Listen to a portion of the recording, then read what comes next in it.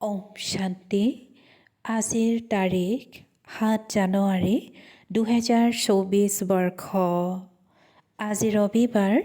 অব্যক্ত বাপদাদাৰ অব্যক্ত মুৰলী আৰু আজিৰ অব্যক্ত মুৰলীৰ ৰিভাইজ তাৰিখ হৈছে 1997 চনৰ 31 ডিচেম্বৰ আৰু আজিৰ অব্যক্ত মুৰলীৰ সাৰ হৈছে এই নৱবৰ্ষক মুক্তি বৰ্ষৰূপে পালন কৰা, সফল কৰা, সফলতা প্ৰাপ্ত কৰা। এই নৱবৰ্ষক মুক্তি বৰ্ষৰূপে পালন কৰা, সফলতা প্ৰাপ্ত কৰা। আজি বাপদাদাই নিজৰ নৱজীৱনৰ শ্ৰেষ্ঠ আত্মাসকলক, নৱযুগ ৰচয়িতা আত্মাসকলক নৱবৰ্ষৰ অভিনন্দন জনাই আছে হওক। জগতৰ কাৰণে নতুন বছৰ আৰম্ভ হৈ আছে। তোমালোক সন্তানসকলৰ মনত নৱযুগৰ স্মৃতি উদয় হৈ আছে। যেনেকৈ নতুন বছৰ কাইলৈৰ পৰা আৰম্ভ হ'ব, তেনেকৈ নৱযুগো কাইলৈ আহিব। এনেকুৱা স্মৃতি জাগেনে যে আমাৰ নতুন যুগ সমাগত। যেনেকৈ আজি নতুন বছৰৰ কাৰণে মনুষ্য আত্মাসকলৰ অন্তৰ আনন্দিত হৈ আছে, অল্পকালৰ উৎসাহ জাগি আছে, তেনেকৈ তোমালোক আত্মাসকলৰ নৱযুগ আগমনৰ সদাকালৰ আনন্দ আছে। এনেকুৱা লাগে যেন আজি আৰু কালিৰ কথা, আজি পুৰণা যুগ, কালিলৈ নতুন যুগ সমাগত। ড্ৰামা অনুসৰি আজি আৰু কালিৰ কথা এনেকুৱা স্পষ্ট স্মৃতি অনুভৱ হয়নে, নে কেৱল নতুন বছৰ উদযাপন কৰিবলৈ আহিছা? আজি পিতাই সুধিছে যে কেৱল নতুন বছৰ উদযাপন কৰিবলৈ আহিছা। নতুন বছৰে নৱযুগৰ স্মৃতি আনি দিয়ে। এইটো উৎসাহ উদ্দীপনা অন্তৰত থাকেনে যে কালিলৈ মই কি হ'ম? নিজৰ শৰীৰৰূপী নতুন পোছাক সন্মুখত আহেনে? স্মৃতিত আছেনে তোমালোকৰ নতুন শৰীৰ নতুন যুগত কিমান সুন্দৰ আছিল? কেনেকুৱা যুগ আছিল, কেনেকুৱা ৰাজ্য আছিল, কেনেকৈ প্ৰকৃতি দাসী আছিল, শতপ্ৰধান আছিলা। সেই ৰাজ্য অধিকাৰী স্থিতিৰ স্মৃতি স্পষ্ট হৈ আছেনে? দেখিবলৈ পাইছানে সেই নতুন সৃষ্টি কিমান সুন্দৰ? এক ছেকেণ্ডত নিজৰ ৰাজ্য অধিকাৰৰ অনুভৱ কৰিব পাৰানে, নে কৰি আছা? বছ এক ছেকেণ্ডত নৱযুগলৈ গুচি যোৱা। যাবলৈ জানানে? পিতাই পুনৰ সুধিছে যে যাবলৈ জানানে? এক ছেকেণ্ডত নৱযুগলৈ গুচি যোৱা। কিমানবাৰ এই ৰাজ্য অধিকাৰ প্ৰাপ্ত কৰিছা? স্মৃতিত আছেনে? অনুভৱ কৰা নিজৰ ৰাজ্য কিমান মৰমৰ। উপৰামো হয়, লগতে মৰমৰো হয়। গতিকে ছেকেণ্ডত বছ আমাৰ ৰাজ্য আৰু আমাৰ বিশ্ব ৰাজ্য অধিকাৰী স্বৰূপ স্মৃতিত উদয় হৈ যাওক।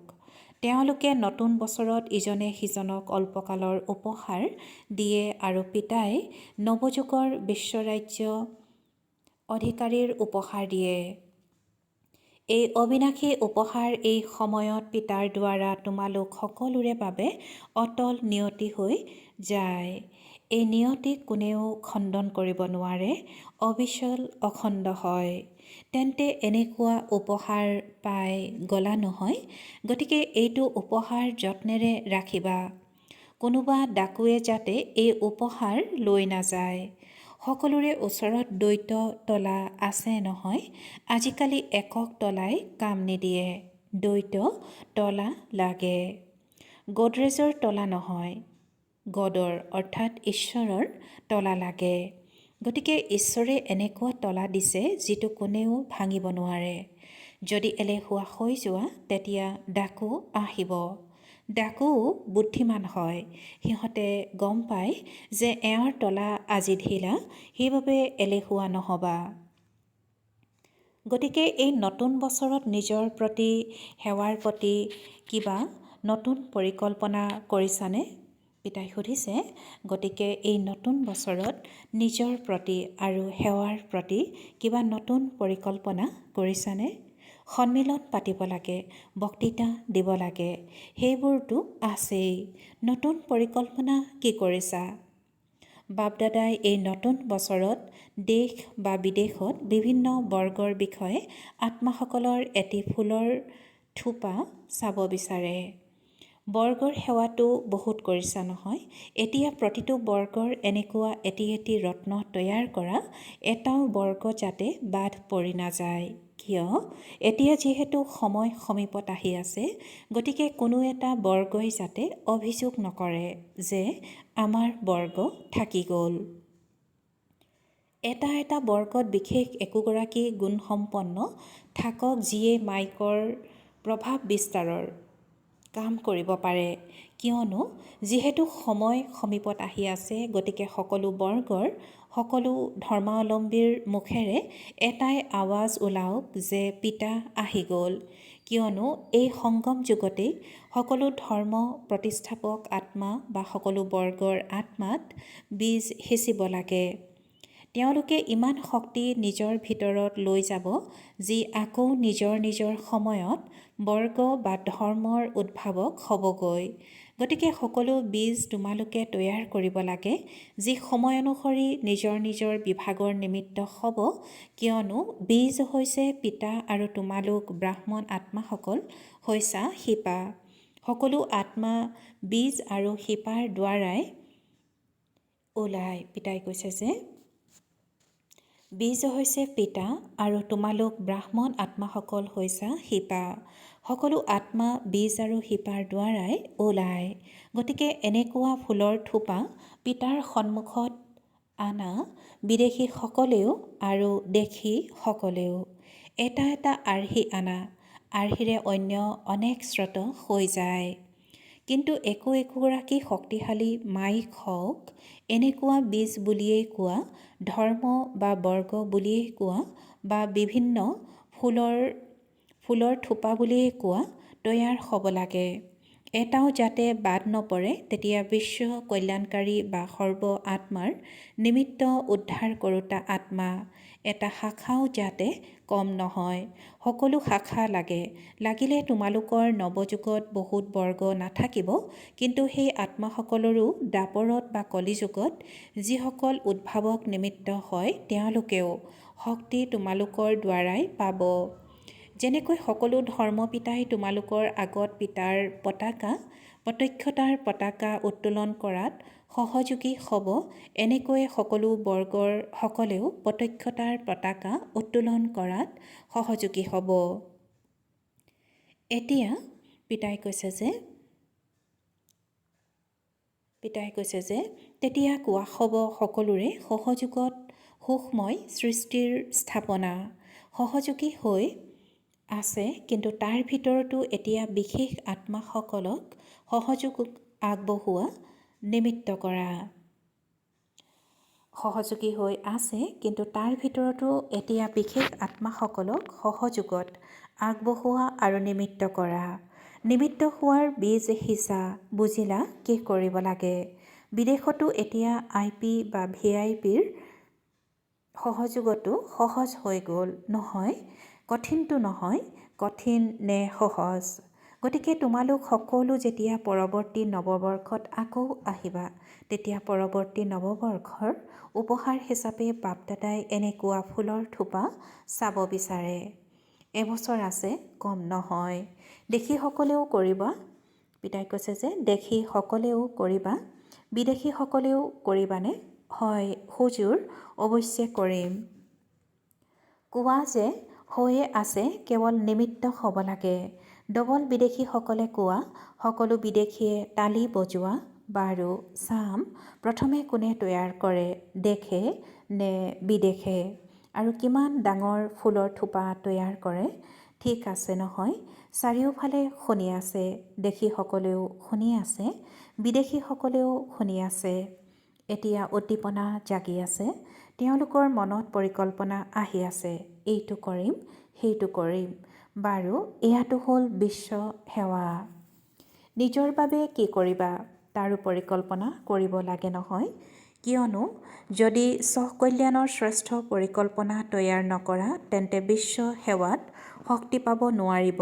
সেইবাবে বাপ দাদাই সকলোৰে অন্তৰৰ উৎসাহ উদ্দীপনাক জানি এয়াই ক'ব যে সকলো উৎসৱত সন্তানসকলে লাগিলে সোণালী জয়ন্তীৰ সকলেই হওক বা হীৰক জয়ন্তীৰ সকলেই হওক বা ৰূপালী জয়ন্তীৰ সকলেই হওক নতুবা অন্য যি জয়ন্তী হ'বলগীয়া আছে সকলোৱে অন্তৰেৰে উৎসাহ উদ্দীপনাৰে নিজৰ মনত পিতাৰ আগত এইটো প্ৰতিজ্ঞা কৰিছে যে মই পিতাৰ সমান হৈয়ে দেখুৱাম। সকলোৱে এইটো প্ৰতিজ্ঞা কৰিছা নহয়? পিতাই সুধিছে যে সকলোৱে এইটো প্ৰতিজ্ঞা কৰিছা নহয়? ডবল বিদেশীয়ে প্ৰতিজ্ঞা কৰিছানে?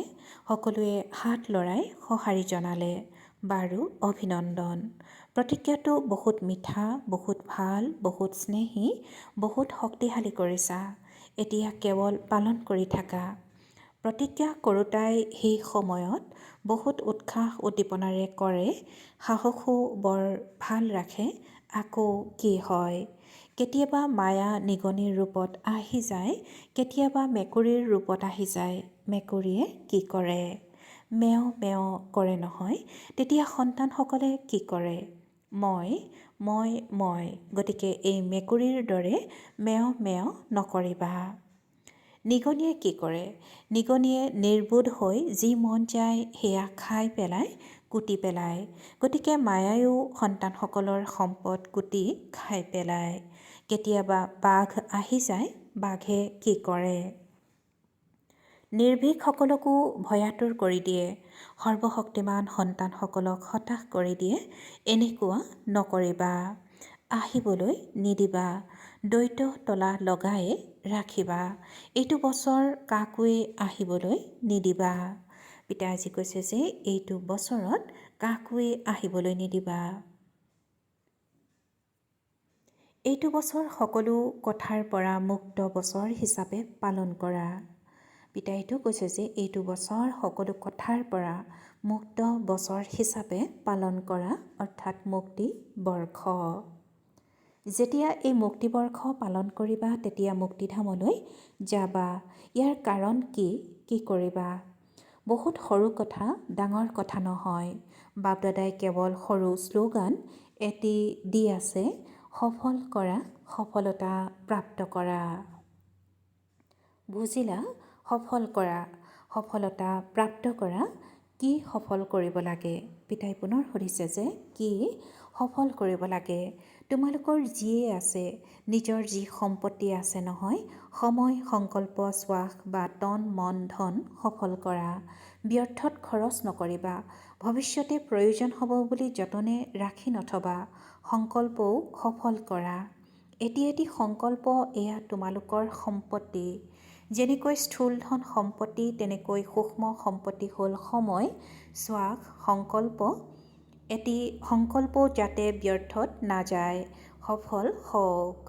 মনৰ সেৱাৰেই হওক, বাণীৰেই হওক বা কৰ্মৰেই হওক পৰীক্ষা কৰা, সফল কিমান কৰিলা।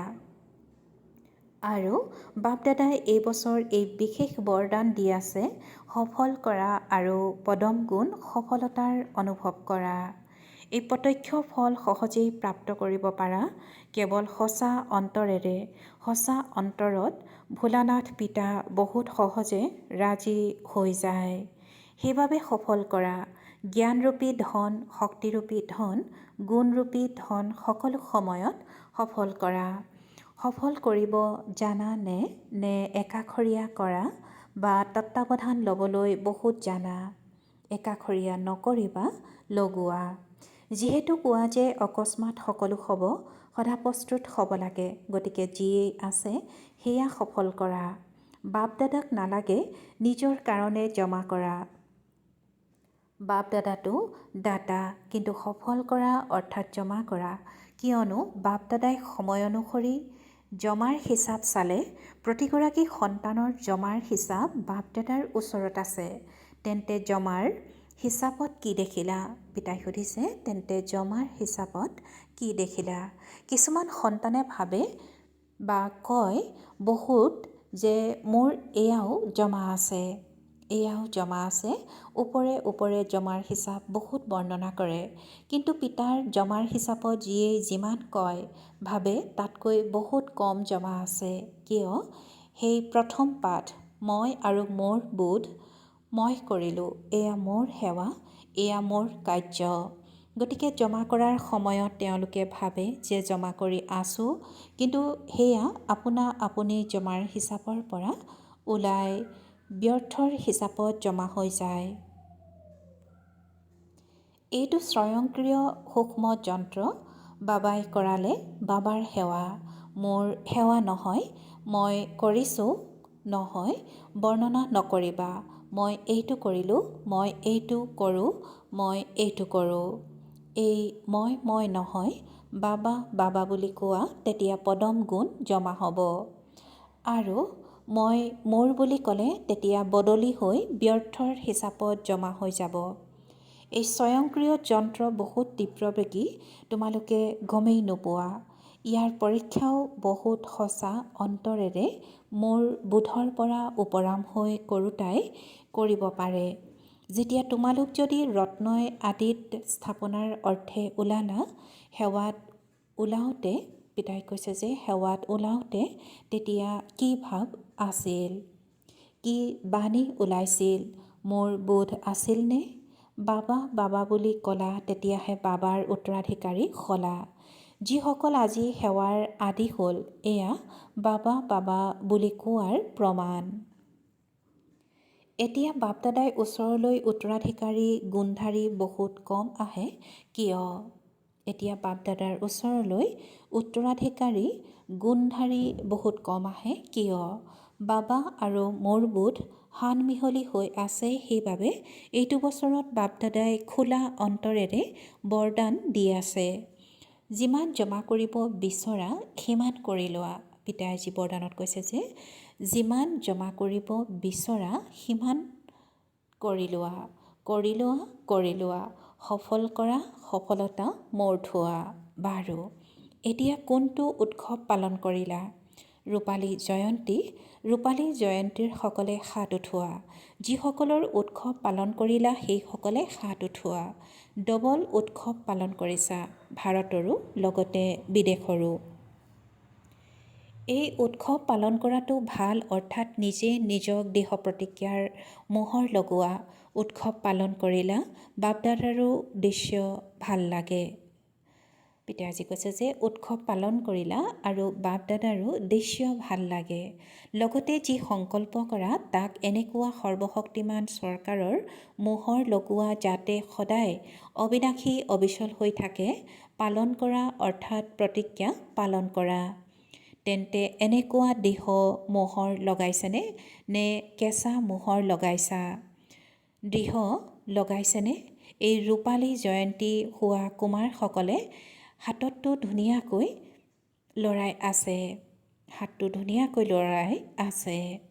দৃঢ়তাৰে পালন কৰিছানে? পিতাই সুধিছে যে দৃঢ়তাৰে পালন কৰিছানে? ভাল কথা। এইটো দৃশ্য পাহৰি নাযাবা। কেতিয়াবা কিবা দুৰ্বলতা আহিলে তেতিয়া নিজৰ উৎসৱৰ ফটো সন্মুখত আনিবা। প্ৰত্যেকৰে ফটো উঠাইছে নহয়, সকলোৱে পাইছানে? গতিকে এনেকৈ ফটো উঠোৱা নহয়, কিবা উদ্দেশ্যত উঠোৱা হয়। ফটো এইবাবে উঠোৱা হয় যে যেতিয়া এনেকুৱা কিবা সময় আহে তেতিয়া ফটো সন্মুখত ৰাখিবা।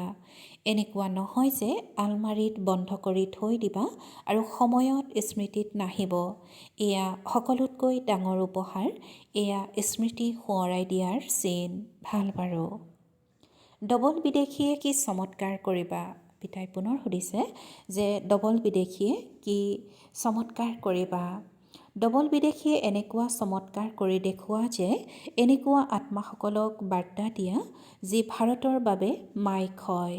কিয়নো ভাৰতৰ মাইকৰো প্ৰভাৱ আছে, কিন্তু বিদেশৰ মাইকৰ ডবল প্ৰভাৱ পৰিব। গতিকে ডবল বিদেশীয়ে এনেকুৱা মাইক তৈয়াৰ কৰিব লাগে। কৰিবানে? বাপদাদাই সুধিছে যে কৰিবানে? পৰৱৰ্তী বছৰলৈ মাইক আনিব লাগিব। এনেকুৱা নহয় কেৱল ভাষণ দি গুচি যাব নহয়, সম্বন্ধত সমীপত আহিব লাগে। লাগিলে জ্ঞান যুগত নিয়মীয়াকৈ নহওক, কিন্তু মানি লয় যে এয়া সঁচাকৈয়ে ঈশ্বৰীয় কাৰ্য আৰু জীৱন এনেকৈয়ে গঢ়িব লাগে। কিন্তু মোৰ সাহস কম, তাতো কোনো আপত্তি নাই।